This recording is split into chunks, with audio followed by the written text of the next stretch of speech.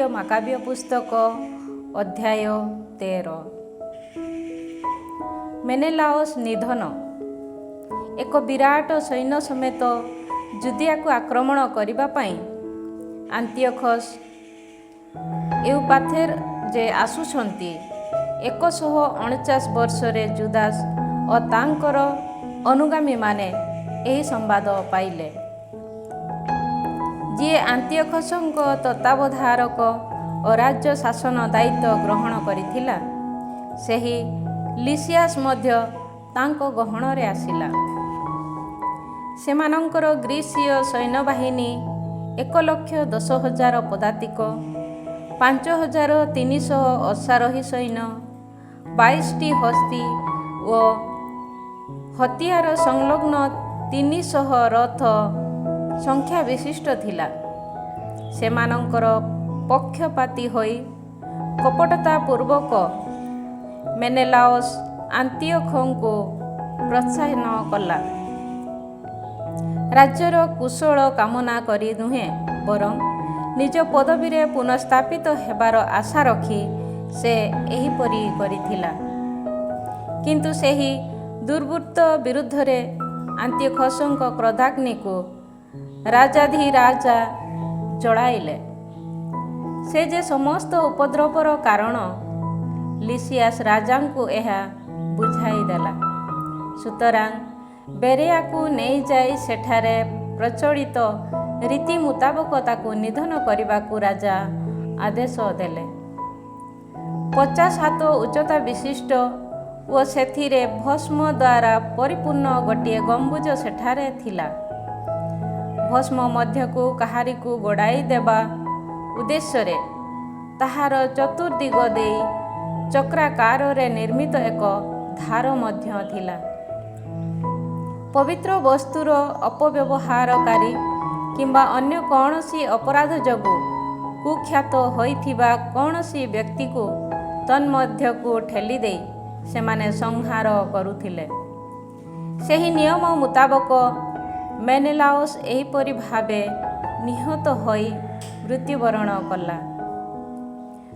ଭୂଗର୍ଭରେ ସେ କବର ମଧ୍ୟ ଲାଭ କଲା ନାହିଁ।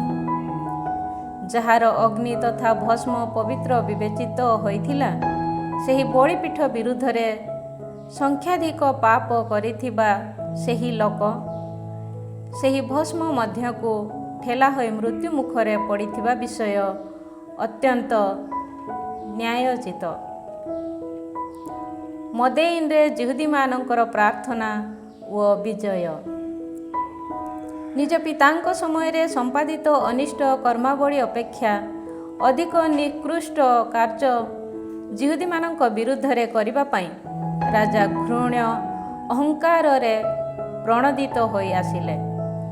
ସେମାନଙ୍କ ବିଧାନ ସ୍ୱଦେଶ ତଥା ପବିତ୍ରାଳୟରୁ ବଞ୍ଚିତ ହେବାକୁ ଯାଉଥିବା ଏହି ବିପଦ ସମୟରେ ସ୍ୱୟଂ ପ୍ରଭୁ ଯେପରି ସେମାନଙ୍କର ସହାୟକ ହୁଅନ୍ତି ଓ ନିଜ ଜୀବନର ରକ୍ଷା ଯେବେ ପ୍ରାପ୍ତ ହେବାକୁ ଆରମ୍ଭ ହୋଇଥିଲା, ତେବେ ସେମାନେ ଯେପରି ଈଶ୍ୱର ନିନ୍ଦୁକ ବିଜାତୀୟମାନଙ୍କ ହସ୍ତରେ ନିପତିତ ନ ହୁଅନ୍ତି, ସେଥିସକାଶେ ପ୍ରଭୁଙ୍କ ସନ୍ନିଧାନରେ ପ୍ରାର୍ଥନା କରିବା ପାଇଁ ଜୁଦାସ ଜନତାଙ୍କୁ ଆଦେଶ ଦେଲେ। ତହୁଁ କ୍ରନ୍ଦନ ତଥା ଉପବାସ ପୂର୍ବକ ସେମାନେ ଦୟାଳୁ ପ୍ରଭୁଙ୍କ ସନ୍ନିଧାନରେ 3 ଦିନ ବ୍ୟାପୀ ଅବିଶ୍ରାନ୍ତ ଭାବେ ସାଷ୍ଟାଙ୍ଗ ପ୍ରଣିପାତ କରି ପ୍ରାର୍ଥନା କଲେ। ଏହାପରେ ଯୁଦ୍ଧ କରିବାକୁ ପ୍ରସ୍ତୁତ ହେବା ପାଇଁ ଜୁଦାସ ସେମାନଙ୍କୁ ଆଦେଶ ଦେଲେ। ବୟୋଜ୍ୟେଷ୍ଠମାନଙ୍କ ସହ ଗୋପନରେ ଆଲୋଚନା କଲା ପରେ ଜୁଦାସ ନିଷ୍ପତ୍ତି ନେଲେ ଯେ ରାଜାଙ୍କ ସୈନ୍ୟ ଜୁଦେୟାରେ ପ୍ରବେଶ କରି ନଗରୀଟିକୁ ଅଧିକାର କରିବା ପୂର୍ବରୁ ଯାତ୍ରା କରିବା ଓ ଈଶ୍ୱରଙ୍କ ଅନୁଗ୍ରହ ସାହାଯ୍ୟରେ ଏହି ବିଷୟରେ ପରିଣାମକୁ ସ୍ଥିର କରିବା ଉଚିତ। ବଳି ସୁତରାଂ ଏହି ବିଷୟର ପରିଣାମକୁ ବିଶ୍ୱସ୍ରଷ୍ଟାଙ୍କ ହସ୍ତରେ ସମର୍ପଣ କରି ବିଧିବିଧାନ, ଦେବାଳୟ, ନଗରୀ, ସ୍ୱଦେଶ ଓ ଜନତାର ସାମୂହିକ ମଙ୍ଗଳ ନିମନ୍ତେ ମୃତ୍ୟୁ ମୁଖରେ ପଡ଼ିବା ପର୍ଯ୍ୟନ୍ତ ବିରଚିତ ଭାବେ ସଂଗ୍ରାମ କରିବାକୁ ସେ ସେମାନଙ୍କୁ ଉପଦେଶ ଦେଲେ। ପରେ ସେମାନେ ମଦେଇନରେ ଛାଉଣି ପକାଇଲେ। ଈଶ୍ୱରଙ୍କ ବିଜୟ ଏହି ରଣଧ୍ୱନି ସେ ସେମାନଙ୍କୁ ଦେଲେ। ଏହାପରେ କେତେକ ବୀର ଯୁବା ଯୋଦ୍ଧାମାନଙ୍କୁ ମନୋନୀତ କରି ସେ ରାତିରେ ରାଜାଙ୍କ ମଣ୍ଡପକୁ ଆକ୍ରମଣ କଲେ ଓ ସେହି ଛାଉଣିରେ ପ୍ରାୟ 2000 ଲୋକଙ୍କୁ ନିଧନ କଲେ। ସମ୍ମୁଖ ଧାଡ଼ିରେ ଦଣ୍ଡାୟମାନ ହସ୍ତୀ ତଥା ତାହାର ଆରୋହୀକୁ ବିଦ୍ଧ କରି ସେ ହତ୍ୟା କଲେ। ପରିଶେଷରେ ଛାଉଣିରେ ଆତଙ୍କ ତଥା ବିଭ୍ରମ ସୃଷ୍ଟି କଲା ପରେ ଜୟଯୁକ୍ତ ଅବସ୍ଥାରେ ସେମାନେ ପ୍ରତ୍ୟାହାର କଲେ। ପ୍ରଭାତ ହେବା ପୂର୍ବରୁ ଏ ସମସ୍ତ କାର୍ଯ୍ୟ ଶେଷ ହୋଇଥିଲା, କାରଣ ପ୍ରଭୁ ତାଙ୍କୁ ସଂରକ୍ଷଣ କଲେ। ଯିହୁଦୀମାନଙ୍କ ସହ ଆନ୍ତିଓଖସଙ୍କ ଚୁକ୍ତି। ଯିହୁଦୀମାନଙ୍କର ସାହସିକତାକୁ ଆସ୍ୱାଦନ କରିଥିବା ରାଜା ସେମାନଙ୍କ ସ୍ଥାନଗୁଡ଼ିକୁ ଆକ୍ରମଣ କରିବା ପାଇଁ ବର୍ତ୍ତମାନ ଯୁଦ୍ଧ କୌଶଳ ଉପଯୋଗ କଲେ। ଯିହୁଦୀମାନଙ୍କର ଶକ୍ତିଶାଳୀ ଦୁର୍ଗ ବେତ୍‌ସୁର ବିରୁଦ୍ଧରେ ସେ ଯାତ୍ରା କଲେ, କିନ୍ତୁ ପ୍ରତ୍ୟାହୃତ ହେବା ପାଇଁ ସେ ବାଧ୍ୟ ହେଲେ। ସେ ପୁଣି ଆକ୍ରମଣ କଲେ, କିନ୍ତୁ ପୁନରାୟ ପରାସ୍ତ ହେଲେ। ପ୍ରହରୀ ସୈନ୍ୟଦଳ ପାଇଁ ଆବଶ୍ୟକ ସମସ୍ତ ପଦାର୍ଥ ଜୁଦାସ ପଠାଇଲେ, କିନ୍ତୁ ଯିଏ ଯିହୁଦୀ ସୈନ୍ୟ ଅନ୍ତର୍ଭୁକ୍ତ ସେହି ରଦଖ ଶତ୍ରୁମାନଙ୍କୁ ଗୋପନରେ ସମ୍ବାଦ ଜଣାଇଲା। ତହୁଁ ସେମାନେ ତାର ସନ୍ଧାନ କଲେ ଓ ତାକୁ ଧରି କାରାରୁଦ୍ଧ କଲେ। ରାଜା ବେତ୍‌ସୁରବାସୀମାନଙ୍କ ସହ ପୁନରାୟ ଆଲୋଚନା କଲେ ଏବଂ ସେ ଓ ବେତ୍‌ସୁରବାସୀମାନେ ବନ୍ଧୁତ୍ୱ ସ୍ଥାପନ କଲେ। ଏହାପରେ ସେ ସେଠାରୁ ପ୍ରସ୍ଥାନ କଲେ, କିନ୍ତୁ ଜୁଦାସ ଓ ତାଙ୍କର ଅନୁଗାମୀମାନଙ୍କୁ ସେ ପୁନରାୟ ଆକ୍ରମଣ କଲେ ଏବଂ ସେମାନଙ୍କ ହସ୍ତରେ ପରାଜିତ ହେଲେ। ସେ ସମୟରେ ଯାହାର ହସ୍ତରେ ରାଜ୍ୟ ଶାସନ ଦାୟିତ୍ୱ ନ୍ୟସ୍ତ ଥିଲା, ସେହି ଫିଲିପ ଆନ୍ତିଓଖିଆରେ ବିଦ୍ରୋହ କରି ଉଠିଥିବା ବିଷୟର ସମ୍ବାଦ ସେ ପାଇଲେ। ତହୁଁ ସେ ବିଭ୍ରାନ୍ତ ହେଲେ ଓ ଯିହୁଦୀମାନଙ୍କୁ ଡାକି ସେମାନଙ୍କ ନିକଟରେ ଶପଥପୂର୍ବକ ପ୍ରତିଜ୍ଞା କଲେ ଯେ ସେମାନଙ୍କର ସମସ୍ତ ଦାବି ସେ ପରିପୂର୍ଣ୍ଣ କରିବେ।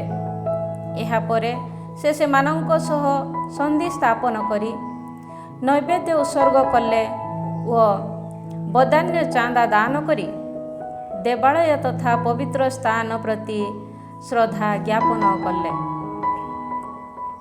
ମାକାବେୟସଙ୍କ ଅଧିକାରକୁ ସେ ସ୍ୱୀକାର କଲେ ଓ ଟଲେମାଇସ୍ ଠାରୁ ଗେରାର ପର୍ଯ୍ୟନ୍ତ ବ୍ୟାପ୍ତ ଅଞ୍ଚଳର ରାଜ୍ୟପାଳ ରୂପେ ହେଗେମୋନିଦେସକୁ ନିଯୁକ୍ତ ପ୍ରଦାନ କଲେ। ତତ୍ପରେ ସେ ଟଲେମାଇସ୍‌କୁ ଯାତ୍ରା କଲେ। ଟଲେମାଇସ୍‌ବାସୀ ଲୋକେ ସେହି ସନ୍ଧି ଚୁକ୍ତି ବିଷୟ ନେଇ କ୍ରୋଧାନ୍ୱିତ ହେଲେ ଓ ତାହାକୁ ରଦ୍ଦ କରିବା ପାଇଁ ସେମାନେ ଦାବି ଜଣାଇଲେ। ବକ୍ତୃତା ମଞ୍ଚ ଉପରକୁ ଯାଇ ଲିସିଆସ୍ ଲୋକମାନଙ୍କ ସମ୍ମୁଖରେ ସନ୍ଧି ଚୁକ୍ତିର ବ୍ୟବସ୍ଥାଗୁଡ଼ିକୁ ସାଧ୍ୟତମ ଭାବେ ସମର୍ଥନ କଲା। ତାର ଯୁକ୍ତି ତର୍କ ବୁଝି ସେମାନେ ଶାନ୍ତ ହେଲେ। ଏହିପରି ସେମାନଙ୍କର ସଦିଚ୍ଛା ଲାଭ କଲା ପରେ ଲିସିଆସ୍ ଆନ୍ତିଓଖିଆକୁ ଯାତ୍ରାରମ୍ଭ କଲେ। ଏହା ହେଲା ରାଜାଙ୍କର ଆକ୍ରମଣ ତଥା ପ୍ରତ୍ୟାହାର ସମ୍ବନ୍ଧୀୟ ବିବରଣୀ। ଅଧ୍ୟାୟ 14। ମହାଯାଜକ ଆଲସିମସର ଷଡ଼ଯନ୍ତ୍ର। 3 ବର୍ଷ ପରେ ଜୁଦାସ ଓ ତାଙ୍କର ଅନୁଗାମୀମାନେ ଶୁଣିବାକୁ ପାଇଲେ ଯେ ଲେସେଉକସଙ୍କ ପୁତ୍ର ଦେମେତ୍ରିୟସ୍ ଗୋଟିଏ ବିରାଟ ପଦାତିକ ତଥା ନାବିକ ସୈନ୍ୟଦଳ ସମେତ ଜଳଯାତ୍ରା କରି ଟ୍ରିପୋଲିସ୍ ବନ୍ଦରରେ ଆସି ପହଞ୍ଚିଅଛନ୍ତି ଓ ଆନ୍ତିଓଖସ୍ ଓ ତାଙ୍କର ତତ୍ତ୍ୱାବଧାରକ ଲିସିଆସ୍‌କୁ ସଂହାର କରି ରାଜ୍ୟ ଅଧିକାର କରିଅଛନ୍ତି। ପୂର୍ବରେ ମହାଯାଜକ ହୋଇଥିବା ସତ୍ତ୍ୱେ ବିକ୍ଷୋଭ କାଳରେ ସ୍ୱେଚ୍ଛାରେ ନିଜକୁ କଳଙ୍କିତ କରିଥିବା ଆଲସିମସ୍ ନାମକ ଜଣେ ବ୍ୟକ୍ତି ନିରାପଦରେ କାଳଯାପନ କରିବା କିମ୍ବା ବଳିପୀଠ ସମୀପରେ ପୁନରାୟ ସେବା କାର୍ଯ୍ୟ କରିବା ପାଇଁ ତା'ର ଅନ୍ୟ କୌଣସି ଉପାୟ ନାହିଁ ବୋଲି ହୃଦୟଙ୍ଗମ କରି 151 ବର୍ଷରେ ରାଜା ଦେମେତ୍ରିୟସଙ୍କ ନିକଟକୁ ଯାତ୍ରା କଲା। ରୀତି ମୁତାବକ ଏକ ସୁବର୍ଣ୍ଣ ମୁକୁଟ, ଖଜୁରୀ ଡାଳ ଓ ଦେବାଳୟରେ ଥିବା ଜିତ୍ ଶାଖାଗୁଡ଼ିକୁ ସେ ରାଜାଙ୍କୁ ଉପହାର ଦେଲା। ସେ ସେହି ଦିନ ନୀରବ ରହିଲା। କିନ୍ତୁ ରାଜା ପରିଷଦର ସମ୍ମିଳନୀକୁ ତାକୁ ଆମନ୍ତ୍ରଣ କରି ଦେମେତ୍ରିୟସ୍ ଯେବେ ଯିହୁଦୀମାନଙ୍କ ଅବସ୍ଥା ତଥା ଉଦ୍ଦେଶ୍ୟ ସମ୍ବନ୍ଧରେ ତାକୁ ପଚାରିଲେ, ତେବେ ନିଜର ପାଗଳାମୀ ଲକ୍ଷ୍ୟ ରାଜାଙ୍କୁ ଜଣାଇବା ପାଇଁ ସେ ସୁଯୋଗ ପାଇଲା। ସେ କହିଲା, ହାସିଦେୟାନ ନାମରେ ପରିଚିତ ଏକ ଯିହୁଦୀ ଦଳ ଯୁଦ୍ଧପ୍ରିୟ ଲୋକ ଅଟନ୍ତି ଓ ଆନ୍ଦୋଳନ ସୃଷ୍ଟି କରି ରାଜ୍ୟରେ ଶାନ୍ତି ସ୍ଥାପିତ ହେବା ପାଇଁ ପ୍ରତିବନ୍ଧକ ହୋଇଛନ୍ତି। ଜୁଦାସ୍ ମାକାବେଉସ୍ ଅଟନ୍ତି ସେମାନଙ୍କର ନେତା। ସୁତରାଂ ପୂର୍ବପୁରୁଷଠାରୁ ଆଗତ ମୋର ମହାଯାଜକତ୍ୱର ପଦବୀ ତ୍ୟାଗ କରି ମୁଁ ବର୍ତ୍ତମାନ ଏଠାକୁ ଆସିଅଛି। ମୋର ଏପରି ବ୍ୟବହାର ପ୍ରଥମ କାରଣ ହେଲା ରାଜାଙ୍କର ଉନ୍ନତି ସମ୍ବନ୍ଧରେ ମୋର ଐକାନ୍ତିକ ଆଗ୍ରହ। ସହ ନାଗରିକମାନଙ୍କ ପ୍ରତି ମୋର ସଦିଚ୍ଛା ହେଲା ମୋର ଦ୍ୱିତୀୟ କାରଣ। ପୂର୍ବୋକ୍ତ ବ୍ୟକ୍ତିମାନଙ୍କର ମୂଢ଼ତା ଯୋଗୁଁ ଆମମାନଙ୍କର ସମସ୍ତ ଜନତା ଦୁଃଖ ନିମଗ୍ନ ହୋଇଛନ୍ତି। ହେ ରାଜା, ଏ ସମସ୍ତ ବିଷୟରେ ତୁମେ ସୁପରିଚିତ ଥିବା ଯୋଗୁଁ ଅନ୍ୟ ସମସ୍ତଙ୍କ ପ୍ରତି ତୁମେ ଯେଉଁ କରୁଣାମୟ ବଦାନ୍ୟତା ପ୍ରଦର୍ଶନ କରୁଅଛ, ତାହା ଆମ ରାଜ୍ୟ ତଥା ତନ୍ମଧ୍ୟବାସୀ ଦୁଃଖଗ୍ରସ୍ତ ଆମ ଜନତା ପ୍ରତି ମଧ୍ୟ ବିସ୍ତାର କରିବା ପାଇଁ ପରିଗଣନା କରିବାକୁ ସଦୟ ହୁଅ। କାରଣ ଯେ ପର୍ଯ୍ୟନ୍ତ ଜୁଦାସ୍ ଜୀବିତ ହୋଇ ରହିବେ, ସେ ପର୍ଯ୍ୟନ୍ତ ରାଜ୍ୟରେ ଶାନ୍ତି ବିରାଜିବା ଅସାଧ୍ୟ। ତା'ର ଏହି କଥା ସରିବା କ୍ଷଣି ଜୁଦାସଙ୍କ ବିରୋଧୀ ହୋଇଥିବା ରାଜାଙ୍କ ଅନ୍ୟ ସମସ୍ତ ମିତ୍ର ଦେମେତ୍ରିୟସଙ୍କ କୋପାନଳକୁ ଅଧିକ ଜଳାଇଲେ।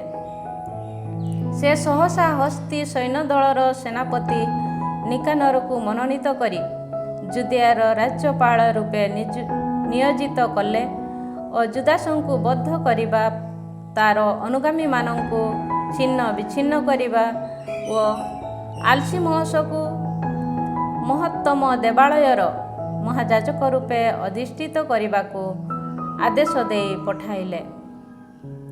ଜୁଦାସଙ୍କୁ ଭୟ କରି ପୂର୍ବରେ ପଳାୟନ କରିଥିବା ଜୁଦିଆବାସୀ ବିଜାତୀୟମାନେ ଯିହୁଦୀମାନଙ୍କ ପ୍ରତି ସଂଘଟିତ ହେବାକୁ ଥିବା ଦୁର୍ଘଟଣା ତଥା ବିପଦ ସେମାନଙ୍କ ପ୍ରତି ଶ୍ରୀ ସମ୍ପଦ ଘଟାଇବ ବୋଲି ଭାବି ନେଇ ନିକାନର ସହ ଏକତ୍ରିତ ହେଲେ।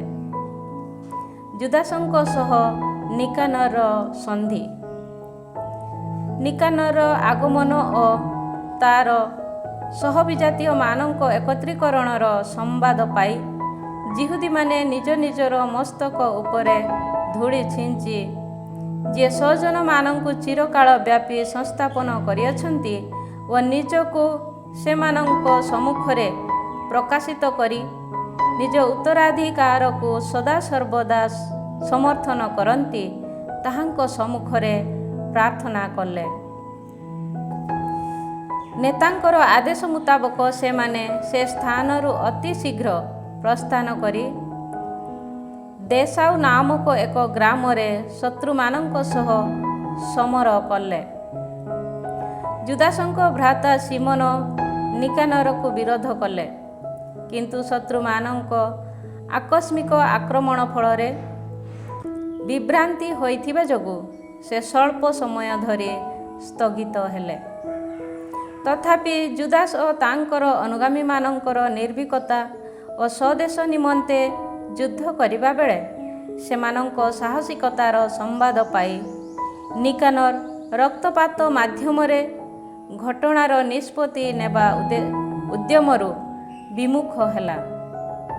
ସୁତରାଂ ସେମାନଙ୍କ ସହ ବନ୍ଧୁତ୍ୱ ସ୍ଥାପନ କରିବା ଓ ପରସ୍ପର ମଧ୍ୟରେ ସେହି ବନ୍ଧୁତାର ଶପଥ କରିବା ଉଦ୍ଦେଶ୍ୟରେ ସେ ପୋସିଦୋନିଆସ୍, ଥେଓଦୋତସ୍ ଓ ମାତାଥିଆସଙ୍କୁ ପଠାଇଲା। ମୈତ୍ରୀ ଚୁକ୍ତିର ବ୍ୟବସ୍ଥା ସମୂହକୁ ବିଶଦ ଭାବେ ପରିଗଣନା କଲା ପରେ ସେ ଜନତାକୁ ସେ ବିଷୟ ଜଣାଇଲା ଓ ଏକମତ ହେବା ଯୋଗୁଁ ସନ୍ଧି ସାଲିସ କରିବା ପାଇଁ ସେମାନେ ସମ୍ମତି ପ୍ରଦାନ କଲେ। ଉଭୟ ଦଳର ନେତାମାନେ ପରସ୍ପରକୁ ସାକ୍ଷାତ କରିବା ପାଇଁ ସେମାନେ ଏକ ଦିବସ ନିର୍ଣ୍ଣୟ କଲେ। ଉଭୟ ସୈନ୍ୟ ଦଳ ପକ୍ଷରୁ ଗୋଟିଏ ରଥ ଅଗ୍ରସର ହେଲା। ସେମାନଙ୍କର ପଦଚିତ ଆସନ ସମୂହ ପ୍ରସ୍ତୁତ ହୋଇଥିଲା। ଶତ୍ରୁ ତରଫରୁ କୌଣସି ଆକସ୍ମିକ ପ୍ରବଞ୍ଚନା ଯେପରି ନ ଘଟେ ସେଥିସକାଶେ ଜୁଦାସ୍ ମୁଖ୍ୟ ସ୍ଥାନଗୁଡ଼ିକରେ ଶସ୍ତ୍ରଧାରୀ ବ୍ୟକ୍ତିମାନଙ୍କୁ ରଖିଲେ। ପରସ୍ପର ମଧ୍ୟରେ ଆଲୋଚନା କରି ସନ୍ଧି ସ୍ଥାପନ କରିବା ପାଇଁ ସେମାନେ ସମ୍ମତ ହେଲେ। ନିକାନର ଜେରୁସଲେମରେ ବସତି ସ୍ଥାପନ କଲା ଓ ସେଠାରେ କୌଣସି ଅନିଷ୍ଟ କାର୍ଯ୍ୟ ସାଧନ କଲା ନାହିଁ। ଏତଦ୍‌ବ୍ୟତୀତ ସେ ନିଜ ସହ ସମ୍ମିଳିତ ହୋଇଥିବା ଲୋକଙ୍କୁ ବିଦାୟ ଦେଇ ପଠାଇଲା। ସେ ପୁଣି ଜୁଦାସଙ୍କୁ ସର୍ବଦା ନିଜ ସହ ରଖି ବନ୍ଧୁତ୍ୱ ସୃଷ୍ଟି କରି ତାଙ୍କ ପ୍ରତି ଗଭୀର ଭାବେ ଆସକ୍ତ ହେଲା। ବିବାହ କରିବା ଓ ସନ୍ତାନମାନଙ୍କୁ ଉତ୍ପନ୍ନ କରିବା ପାଇଁ ସେ ଜୁଦାସଙ୍କୁ ବାଧ୍ୟ କଲା। ତହୁଁ ସେ ବିବାହିତ ହେଲେ ଓ ଅନ୍ୟ ବ୍ୟକ୍ତିମାନଙ୍କ ସଦୃଶ ସାଧାରଣ ଜୀବନଯାପନ କଲେ। ଶତ୍ରୁତାର ପୁନରାରମ୍ଭ। କିନ୍ତୁ ପରସ୍ପର ପ୍ରତି ସେମାନଙ୍କର ସଦିଚ୍ଛାକୁ ଦେଖି ସେମାନେ ସାଲିସ କରିଥିବା ସନ୍ଧିପତ୍ରକୁ ସଙ୍ଗରେ ନେଇ ଆଲସିମୋସ୍ ଦେମେତ୍ରିୟସଙ୍କ ନିକଟକୁ ଯାତ୍ରା କଲା। ଆଲସିମୋସ୍ ରାଜାଙ୍କୁ ଜଣାଇଲା ଯେ ରାଜ୍ୟ ବିରୁଦ୍ଧରେ ଷଡ଼ଯନ୍ତ୍ରକାରୀ ଜୁଦାସଙ୍କୁ ନିଜର ଉତ୍ତରାଧିକାରୀ ରୂପେ ନିଯୁକ୍ତି ପ୍ରଦାନ କରି ନିକାନର ରାଜ୍ୟ ଶାସନ ବିରୁଦ୍ଧରେ ଅବିଶ୍ୱସ୍ତତା ପ୍ରଦର୍ଶନ କରିଅଛନ୍ତି। ଏହା ଶୁଣି ରାଜା ବିକ୍ଷୁବ୍ଧ ହେଲେ ଓ ସେହି ଭ୍ରଷ୍ଟ ବ୍ୟକ୍ତିର କପଟ ଦୋଷାରୋପ ହେତୁ କ୍ରୁଦ୍ଧ ହୋଇ ସେହି ସନ୍ଧି ଚୁକ୍ତି ସମ୍ପର୍କରେ ସେ ଯେ ଅସନ୍ତୁଷ୍ଟ ଏହା କହି ମାକାବେୟସଙ୍କୁ ବନ୍ଦୀ ଅବସ୍ଥାରେ ଅବିଳମ୍ବେ ଆନ୍ତିଓଖିଆକୁ ପଠାଇ ଦେବା ପାଇଁ ନିକାନର ନିକଟକୁ ଖଣ୍ଡିଏ ପତ୍ର ପଠାଇଲେ। ଏହି ସନ୍ଦେଶ ପାଇ ନିକାନର ବିଚଳିତ ତଥା ଦୁଃଖାତୁର ହେଲା, କାରଣ ଜୁଦାସ୍ କୌଣସି ଦୋଷ କରିନଥିବା ସତ୍ତ୍ୱେ ଉଭୟଙ୍କ ମଧ୍ୟରେ ସାଲିସ ସନ୍ଧି ଚୁକ୍ତିକୁ ଅବୈଧ କରିବା ପାଇଁ ସେ ବାଧ୍ୟ ହୋଇଥିଲା। ରାଜାଙ୍କ ବିରୋଧ କରିବା ଅସାଧ୍ୟ ଥିବା ଯୋଗୁଁ କୌଶଳପୂର୍ବକ ରାଜାଙ୍କ ଆଦେଶକୁ କାର୍ଯ୍ୟରେ ପରିଣତ କରିବା ପାଇଁ ସେ ଏକ ସୁଯୋଗ ଅପେକ୍ଷା କଲା। ଜୁଦାସ୍ ଦେଖିପାରିଲେ ଯେ ତାଙ୍କ ସହ ନିକାନର ରୁକ୍ଷ ଭାବେ ଆଚରଣ କରୁଛି। ତାଙ୍କୁ ସନ୍ଦର୍ଶନ କରିବା ସମୟରେ ନିକାନର ନିଜର ପୂର୍ବାଚରଣ ତୁଳନାରେ ବର୍ତ୍ତମାନ ଅଧିକ ଅଭଦ୍ର ଥିବା ଦେଖି ତାର ଏହି କଠୋରତା କୌଣସି ଉତ୍ତମ ଲକ୍ଷ୍ୟରୁ ଉଦ୍ଭବ ହୋଇନାହିଁ। ଜୁଦାସ୍ ଏହା ବୁଝିଲେ ଓ ନିଜର ଅନୁଗାମୀମାନଙ୍କ ମଧ୍ୟରୁ ଅନେକ ବ୍ୟକ୍ତିଙ୍କ ସହିତ ନିକାନର ସମୀପରୁ ଲୁଚି ରହିଲେ। ଜୁଦାସ୍ ତାଙ୍କୁ କୌଶଳପୂର୍ବକ ଫାଙ୍କି ଦେଇଛନ୍ତି ବୋଲି ଜାଣିପାରି ନିକାନର ସେହି ମହତ୍ ତଥା ପବିତ୍ର ଦେବାଳୟକୁ ପ୍ରସ୍ଥାନ କଲା। ସେଠାରେ ସେମାନଙ୍କର ଅଭ୍ୟାସ ମୁତାବକ ନୈବେଦ୍ୟ ଉତ୍ସର୍ଗ କରୁଥିବା ଯାଜକମାନଙ୍କୁ ସେ ଜୁଦାସଙ୍କୁ ତା ହସ୍ତରେ ସମର୍ପଣ କରିବାକୁ ଆଦେଶ ଦେଲା। ସେ ଖୋଜୁଥିବା ସେହି ବ୍ୟକ୍ତି କେଉଁଠି ଯେ ଅଛନ୍ତି ଏହା ଜାଣିନାହାନ୍ତି ବୋଲି ସେମାନେ ଶପଥପୂର୍ବକ କହିବା ବେଳେ ସେ ନିଜ ଦକ୍ଷିଣ ହସ୍ତକୁ ପବିତ୍ର ସ୍ଥାନ ଆଡ଼କୁ ବିସ୍ତାର କରି ଶପଥ କରି କହିଲା, ଜୁଦାସଙ୍କୁ ବନ୍ଦୀ ଅବସ୍ଥାରେ ତୁମେମାନେ ଯଦି ମୋ ହସ୍ତରେ ସମର୍ପଣ ନ କର ତେବେ ଈଶ୍ୱରଙ୍କ ଏହି ପବିତ୍ରାଳୟକୁ ମୁଁ ଭୂପତିତ କରି ସେହି ବଳିପୀଠକୁ ବିଧ୍ୱସ୍ତ କରିବି ଓ ଦିଅନିସସ୍ ଉଦ୍ଦେଶ୍ୟରେ ମୁଁ ଏଠାରେ ଏକ ମନୋହର ମନ୍ଦିର ନିର୍ମାଣ କରିବି। ଏହା କହି ସେ ସ୍ଥାନରୁ ଗମନ କଲା। ସେ ସମୟରେ ଯାଜକମାନେ ସ୍ୱର୍ଗ ଆଡ଼େ ନିଜ ହସ୍ତ ବିସ୍ତାର କରି ଆମ ଜନତାର ନିରନ୍ତର ସଂରକ୍ଷଣ ସକାଶେ ନିବେଦନ କରି ପ୍ରାର୍ଥନା କଲେ। ସର୍ବସ୍ୱର ଅଧିପତି ହେ ପ୍ରଭୁ, ତୁମର କୌଣସି ବସ୍ତୁର ଆବଶ୍ୟକତା ନାହିଁ, ତଥାପି ଆମ ଗହଣରେ ଅବସ୍ଥାନ କରିବା ପାଇଁ ଏକ ଦେବାଳୟ ନିର୍ମିତ ହେବା ସକାଶେ ତୁମେ ସଦୟ ହେଲ। ସମସ୍ତ ପବିତ୍ରତାର ଅଧିପତି ହେ ପବିତ୍ରତମ ପ୍ରଭୁ, ଅଧୁନା ଶୁଦ୍ଧପୂତ ହୋଇଥିବା ଏହି ଭବନକୁ ଚିରକାଳ ବ୍ୟାପୀ ନିଷ୍କଳଙ୍କ ଭାବେ ସଂରକ୍ଷଣ କରିବାକୁ ବର୍ତ୍ତମାନ ସଦୟ ହୁଅ। ରାଶିସ୍ର ମୃତ୍ୟୁ। ସେ ସମୟରେ ଜେରୁସାଲେମସ୍ଥ ବୟୋଜ୍ୟେଷ୍ଠମାନଙ୍କ ମଧ୍ୟରୁ ରାଶିସ୍ ନାମକ ଜଣେ ବ୍ୟକ୍ତି ନିକାନର ସମ୍ମୁଖରେ ଦୋଷାରୋପିତ ହେଲା। ସେ ନିଜ ସହନାଗରିକମାନଙ୍କୁ ସ୍ନେହ କରିଥିଲା ଓ ସମସ୍ତଙ୍କ ଦ୍ୱାରା ଅତ୍ୟୁତ୍ତମ ଭାବେ ଆଦୃତ ହୋଇଥିଲା। ସେମାନଙ୍କ ପ୍ରତି ତା'ର ସଦିଚ୍ଛା ଯୋଗୁଁ ଯିହୁଦୀମାନଙ୍କର ପିତା ରୂପେ ସେ ନାମିତ ଥିଲା।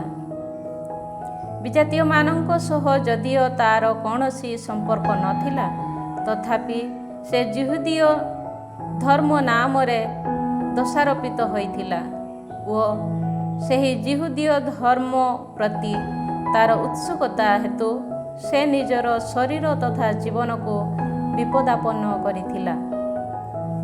ଯିହୁଦୀମାନଙ୍କ ପ୍ରତି ନିଜର ଶତ୍ରୁଭାବକୁ ପ୍ରକଟ କରିବାକୁ ଇଚ୍ଛୁକ ହୋଇ ନିକାନର ତାକୁ ଗିରଫ କରିବା ଉଦ୍ଦେଶ୍ୟରେ 500ରୁ ଅଧିକ ସୈନ୍ୟମାନଙ୍କୁ ପଠାଇଲା।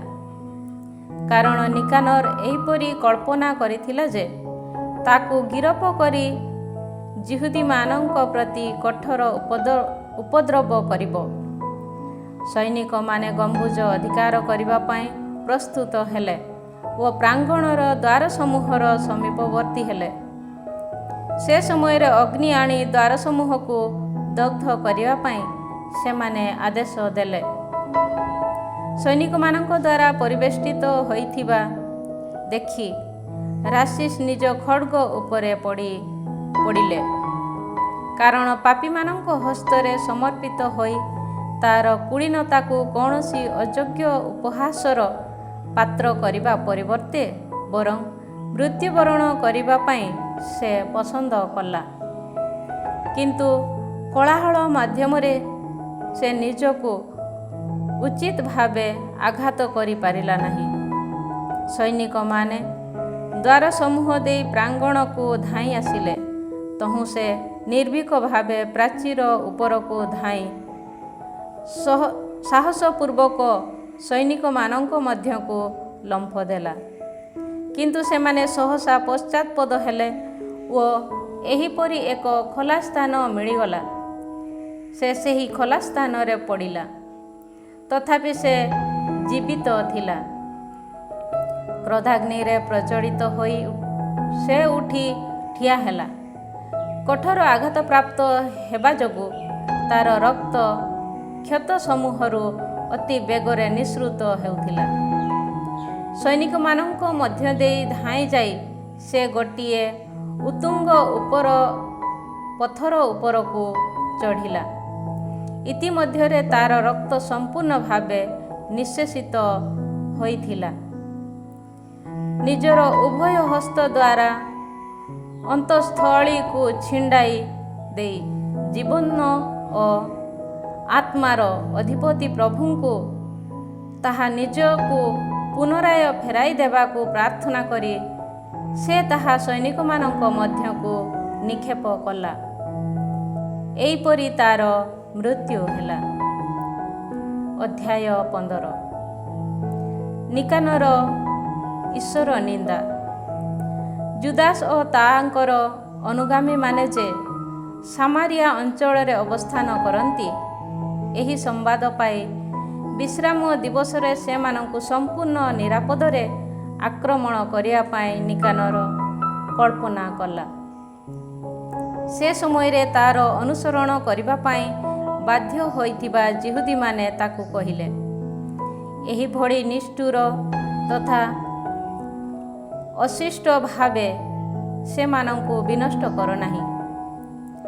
ବରଂ ଯିଏ ସର୍ବଦର୍ଶୀ ଅଟନ୍ତି ସେ ଅନ୍ୟ ଦିନସମୂହ ତୁଳନାରେ ଅଧିକ ଆଦର ଦେଖାଇ ଶୁଦ୍ଧପୂତ କରିଥିବା ସେହି ଦିବସ ପ୍ରତି କିଛି ଶ୍ରଦ୍ଧା ଜ୍ଞାପନ କର।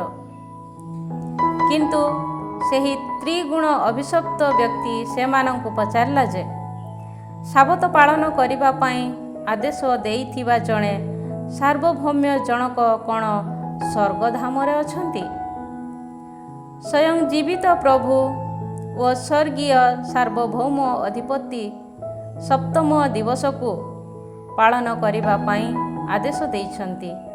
ସେମାନେ ଏହିପରି କହିବା ସମୟରେ ଉତ୍ତରରେ ସେ କହିଲା, ଧରାଧାମରେ ମୁଁ ମଧ୍ୟ ଜଣେ ସାର୍ବଭୌମ୍ୟ ଅଧିପତି। ସୁତରାଂ ଶସ୍ତ୍ରଧାରୀ ହୋଇ ରାଜାଙ୍କୁ ଦ୍ୱାରା ଆଦିଷ୍ଟ ଏହି କାର୍ଯ୍ୟକୁ ସମ୍ପୂର୍ଣ୍ଣ କରିବା ପାଇଁ ମୁଁ ଆଦେଶ ଦିଏ। ତଥାପି ନିଜର ଏହି ଜଘନ୍ୟ ପରିକଳ୍ପନାକୁ କାର୍ଯ୍ୟକାରୀ କରିବା ପାଇଁ ସେ ସକ୍ଷମ ହେଲା ନାହିଁ। ଅନୁଗାମୀମାନଙ୍କ ପ୍ରତି ଜୁଦାସଙ୍କ ଉପଦେଶ ଓ ତାଙ୍କର ସ୍ୱପ୍ନ। ଜୁଦାସ ତାଙ୍କର ଅନୁଗାମୀମାନଙ୍କୁ ପରାସ୍ତ କରି ନିଜ ବିଜୟର ଏକ ସ୍ମୃତି ସ୍ତମ୍ଭ ସ୍ଥାପନ କରିବା ପାଇଁ ଦର୍ପକାରୀ ଓ ଔଦ୍ଧତ୍ୟପୂର୍ଣ୍ଣ ସେହି ନିକାନର ସ୍ଥିର କରିଥିଲା। କିନ୍ତୁ ପ୍ରଭୁଙ୍କ ପକ୍ଷରୁ ଆଗତ ସାହାଯ୍ୟକୁ ଯେ ଲାଭ କରିବେ, ଏହିପରି ଆସ୍ଥାର ସହ ବିଶ୍ୱାସ କରିବା ବିଷୟରୁ ମାକାବେଉସ ନିବୃତ୍ତ ହେଲେ ନାହିଁ। ସୁତରାଂ ବିଜାତୀୟମାନଙ୍କର ଆକ୍ରମଣ ପ୍ରତି ଭୀତ ନ ହେବା, ବରଂ ପୂର୍ବରେ ସ୍ୱର୍ଗରୁ ପ୍ରାପ୍ତ ସାହାଯ୍ୟକୁ ସ୍ମରଣ କରି ବର୍ତ୍ତମାନ ସର୍ବଶକ୍ତିମାନ ଅବଶ୍ୟ ସେମାନଙ୍କୁ ପ୍ରଦାନ କରିବାକୁ ଥିବା ବିଜୟର ଅପେକ୍ଷା କରିବା ପାଇଁ ସେ ତାଙ୍କର ଅନୁଗାମୀମାନଙ୍କୁ ଉପଦେଶ ଦେଲେ। ବିଧିବିଧାନ ତଥା ପ୍ରବକ୍ତାମାନଙ୍କର ବାକ୍ୟଗୁଡ଼ିକୁ ଉଦ୍ଧାର କରି ଓ ପୂର୍ବରେ ସଂଗ୍ରାମ କରି ଜୟଯୁକ୍ତ ହୋଇଥିବା ବିଷୟରେ ମନେ ପକାଇ ଦେଇ ସେ ସେମାନଙ୍କୁ ପୂର୍ବରୁ ଅଧିକ ଉତ୍ସାହୀ ହେବା ପାଇଁ ପ୍ରୋତ୍ସାହନ କଲେ।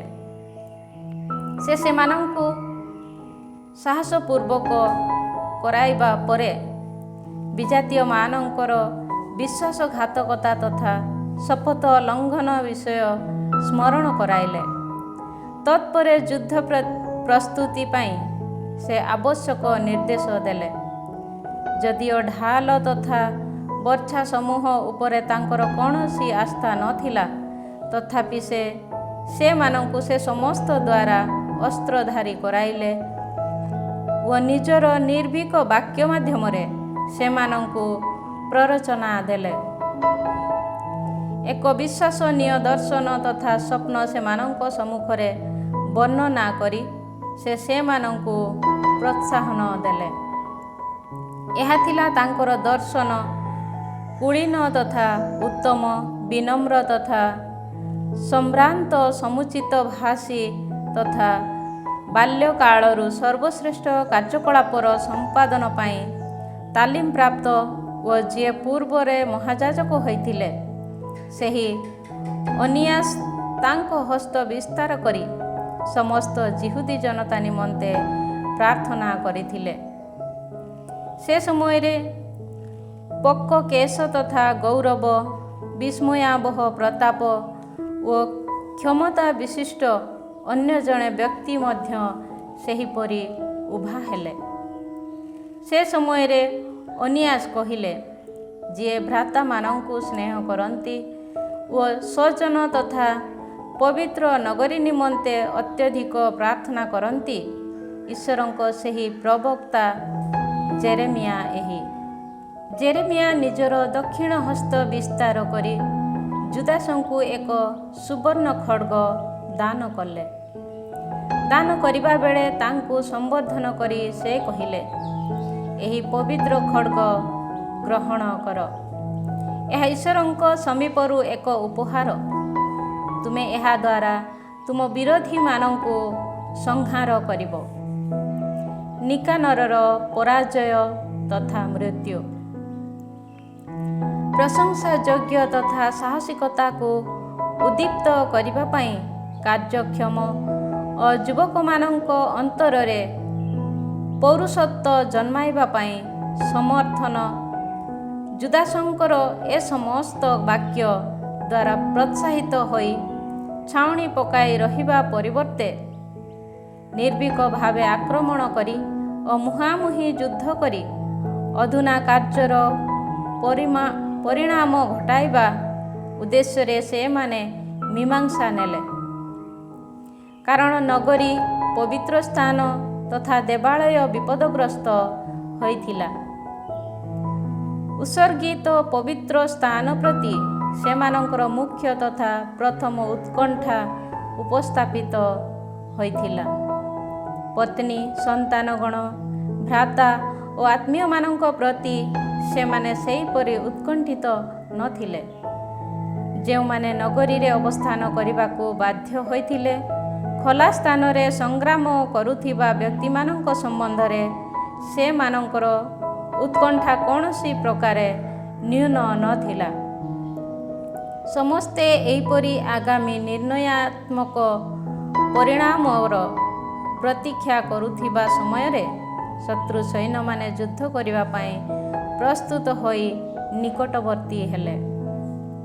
ସେମାନେ ଯୁଦ୍ଧ ରୀତି ମୁତାବକ ସୁପ୍ରଧାନ ସ୍ଥାନଗୁଡ଼ିକରେ ହସ୍ତୀ ସମୂହ ଓ ଅଶ୍ୱାରୋହୀମାନଙ୍କୁ ରଣଭୂମିର ଉଭୟ ପାର୍ଶ୍ୱରେ ରଖିଲେ।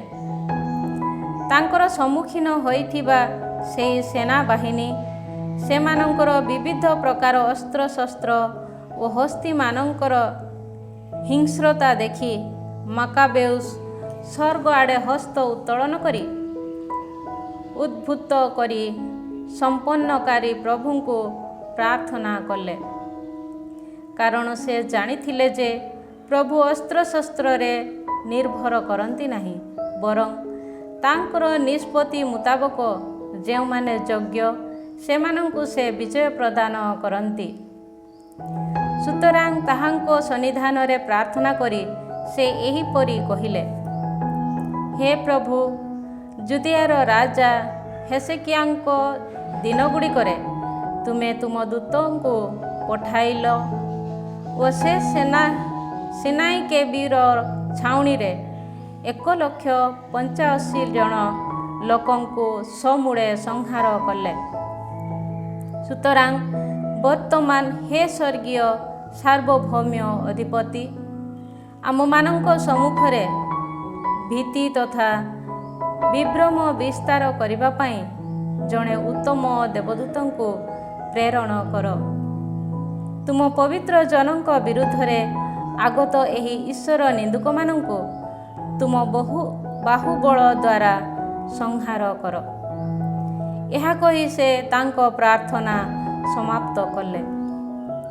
ନିକାନର ଓ ତାର ଅନୁଗାମୀମାନେ ଭେରୀ ବାଦନ ତଥା ଯୁଦ୍ଧ ସଙ୍ଗୀତ ଗାନ କରି ଅଗ୍ରସର ହେଲେ। ଜୁଦାସ ଓ ତାଙ୍କର ଅନୁଗାମୀମାନେ ଈଶ୍ୱରଙ୍କ ସନ୍ନିଧାନରେ ନିବେଦନ ତଥା ପ୍ରାର୍ଥନା କରି ଶତ୍ରୁର ବିରୋଧ କଲେ। ନିଜ ହସ୍ତ ଦ୍ୱାରା ଯୁଦ୍ଧ କରି ଓ ହୃଦୟରେ ଈଶ୍ୱରଙ୍କ ସନ୍ନିଧାନରେ ପ୍ରାର୍ଥନା କରି ସେମାନେ 35,000ରୁ ନ୍ୟୁନ ନଥିବା ବ୍ୟକ୍ତିମାନଙ୍କୁ ନିଧନ କଲେ। ଈଶ୍ୱରଙ୍କ ଏହି ପ୍ରକାଶନ ସାହାଯ୍ୟରେ ସେମାନେ ଅତ୍ୟଧିକ ଆନନ୍ଦିତ ହେଲେ। ଯୁଦ୍ଧ ସମାପ୍ତ କରି ସାନନ୍ଦରେ ଫେରିଯିବା ସମୟରେ ନିକାନର ନିଜ ସାଞ୍ଚୁ ପରିହିତ ହୋଇ ମୃତ ଅବସ୍ଥାରେ ପଡ଼ିଥିବା ସେମାନେ ଦେଖିବାକୁ ପାଇଲେ। ତତ୍କ୍ଷଣାତ୍ ସେମାନେ ଚିତ୍କାର ତଥା ଉଚ୍ଚ ସ୍ୱରରେ ହାହାକାର କଲେ ଓ ପିତୃପୁରୁଷମାନଙ୍କ ଭାଷାରେ ସାର୍ବଭୌମ୍ୟ ପ୍ରଭୁଙ୍କର ସ୍ତୁତିଗାନ କଲେ, ଯିଏ ନିଜ ଶରୀର ତଥା ଆତ୍ମାକୁ ସହନାଗରିକମାନଙ୍କ ସେବାରେ ଉତ୍ସର୍ଗ କରିଥିଲେ ଓ ଯିଏ ଯୌବନ କାଳରୁ ସ୍ୱଦେଶୀ ଲୋକମାନଙ୍କ ପ୍ରତି ସଦିଚ୍ଛା ପୋଷଣ କରିଥିଲେ। ସେ ନିକାନର ମସ୍ତକ ତଥା ହସ୍ତ ଛେଦନ କରି ଜେରୁସାଲେମକୁ ନେଇ ଆସି ସେମାନଙ୍କୁ ଆଦେଶ ଦେଲେ। ଜେରୁସାଲେମରେ ଆସି ପହଞ୍ଚି ସେ ସ୍ୱଦେଶୀ ଲୋକମାନଙ୍କୁ ଏକତ୍ରିତ କଲେ ଓ ଯାଜକମାନଙ୍କୁ ବଳିପୀଠ ସମ୍ମୁଖରେ ରଖିଲା ପରେ ଲୋକ ପଠାଇ ଦୁର୍ଗବାସୀମାନଙ୍କୁ ଡକାଇଲେ। ଏହାପରେ ସେହି ଅଧମ ନିକାନର ମସ୍ତକ ଓ ସର୍ବଶକ୍ତିମାନଙ୍କର ପବିତ୍ର ଭବନ ବିରୁଦ୍ଧରେ ବିସ୍ତୃତ ହୋଇଥିବା ସେହି ନିନ୍ଦୁକ ବ୍ୟକ୍ତିର ହସ୍ତ ସେମାନଙ୍କୁ ଦେଖାଇଲେ। ସେ ପୁଣି ସେହି ଅଧର୍ମୀ ନିକାନର ଜିହ୍ୱାକୁ ଛେଦନ କଲେ ଓ କହିଲେ ଯେ ତାକୁ ଖଣ୍ଡ ବିଖଣ୍ଡ କରି ସେଗୁଡ଼ିକୁ ପକ୍ଷୀମାନଙ୍କୁ ପ୍ରଦାନ କରିବେ ଏବଂ ତାଙ୍କ ମୂଢ଼ତାର ଚିହ୍ନ ସଦୃଶ ହୋଇଥିବା ଏ ସମସ୍ତ ପ୍ରତିଫଳକୁ ଦେବାଳୟ ସମ୍ମୁଖରେ ଝୁଲାଇବେ। ଏହାପରେ ସେମାନେ ସ୍ୱର୍ଗ ଆଡ଼େ ଚକ୍ଷୁ ଉତ୍ତୋଳନ କରି ସେମାନଙ୍କ ପ୍ରତି ନିଜକୁ ପ୍ରକାଶିତ କରିଥିବା ପ୍ରଭୁଙ୍କର ସ୍ତୁତିଗାନ କରି କହିଲେ, ଯିଏ ସ୍ୱଭବନକୁ କଳୁଷିତ ହେବା ପାଇଁ ଅନୁମତି ନ ଦେଇ ତାହା ସଂରକ୍ଷଣ କରିଅଛନ୍ତି, ସେ ଧନ୍ୟ ହୁଅନ୍ତୁ। ପ୍ରଭୁଙ୍କ ଠାରୁ ପ୍ରାପ୍ତ ସାହାଯ୍ୟର ଏକ ସ୍ପଷ୍ଟ ତଥା ଦୃଶ୍ୟମାନ ସଂକେତ ସଦୃଶ ସେ ନିକାନରର ମସ୍ତକକୁ ଦୁର୍ଗରୁ ଝୁଲାଇ ପ୍ରଦର୍ଶିତ କରାଇଲେ। ସେହି ଦିନ କେବେ ହେଁ ବିସ୍ମୃତ ନ ହେବା ବରଂ ଆରାମୀୟ ଭାଷାରେ ଆଦାର ମାସରେ ପରିଚିତ ଦ୍ୱାଦଶ ମାସରେ ମର୍ଦ୍ଦେକାଇଙ୍କ ଦିବସର ପରବର୍ତ୍ତୀ ଦିନ ଆସିଥିବା ତ୍ରୟୋଦଶ ଦିବସରେ ତାହା ଆଡ଼ମ୍ବର ପୂର୍ବକ ପାଳିତ ହେବା ପାଇଁ ସେମାନେ ସାର୍ବଜନୀନ ମତ ସମ୍ମତ ପ୍ରଦର୍ଶନାଯାଇ ଏକ ନିର୍ଦ୍ଦେଶନାମା ଜାରି କଲେ। ଗ୍ରନ୍ଥକର୍ତ୍ତାଙ୍କ ଉପସଂହାର। ନିକାନର ସମ୍ବନ୍ଧୀୟ ବିବରଣୀ ଏହା ହେଲା। ସେହି ଦିନଠାରୁ ନଗରୀଟି ଏବ୍ରେୟ ଜନତାର ଅଧୀନସ୍ଥ ହୋଇ ରହିଛି। ସୁତରାଂ ମୁଁ ମଧ୍ୟ ବର୍ତ୍ତମାନ ମୋର କାହାଣୀ ସମାପ୍ତ କରିବି। ଏହା ଯଦି ସଠିକ୍ ତଥା ଯଥାଯଥ ଭାବେ ଲିପିବଦ୍ଧ, ତେବେ ତାହା ହିଁ ମୋର ମନସ୍କାମନା ଥିଲା। କିନ୍ତୁ ରଚନାଟି ଯଦି ଗଣନା ତଥା ମଧ୍ୟମ ଧରଣ ଭାବେ ବର୍ଣ୍ଣିତ, ତେବେ ମୁଁ କେବଳ ଏହିପରି ଲେଖି ପାରିଥିଲି, କାରଣ କେବଳ ଦ୍ରାକ୍ଷାରସ ପାନ କିମ୍ବା ଜଳପାନ ଅନିଷ୍ଟକର ଥିବା ସମୟରେ ଜଳ ମିଶ୍ରିତ ଦ୍ରାକ୍ଷାରସ ମିଷ୍ଟ ସୁସ୍ୱାଦୁ ତଥା ଆନନ୍ଦଦାୟକ ଥିବା ଭଳି କାହାଣୀଟିର ବର୍ଣ୍ଣନା ଶୈଳୀ ପାଠକଙ୍କର କର୍ଣ୍ଣକୁ ମୁଗ୍ଧ କରେ। ଏହି ମତ ପ୍ରକାଶ ସହ ମୁଁ ବର୍ତ୍ତମାନ ଉପସଂହାର କରୁଛି।